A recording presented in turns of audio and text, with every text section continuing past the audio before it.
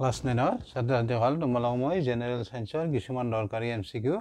বুজাই দি আহিছো সো আই কোৱেশ্চনটো ভাইৰাছৰ কাৰণে হোৱা ৰোগ হল ইয়াতে আমাৰ চাৰিটা অপচন আছে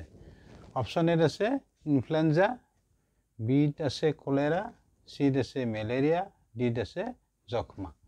তে চাবা মই বুজাই দিছো ইনফ্লুৱেঞ্জা ভাইৰাছ জনিত ৰোগ তাৰ পিছত চাবা কলেৰা আৰু যক্ষ্মা বেক্টেৰিয়া জনিত ৰোগ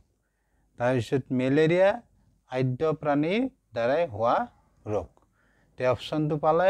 বুজি ইনফ্লুৱেঞ্জা ভাইৰাছ জনিত ৰোগ ইয়াতে সুধিছে আমাৰ ভাইৰাছৰ কাৰণে হোৱা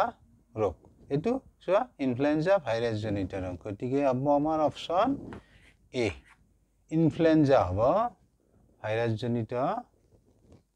ৰোগ বুজি পালা নিশ্চয় আৰু কলেৰা যক্ষ্মা বেক্টেৰিয়া জনিত ৰোগ আৰু মেলেৰিয়া আদ্য প্ৰাণীৰ দ্বাৰা হোৱা ৰোগ মনত ৰাখিবা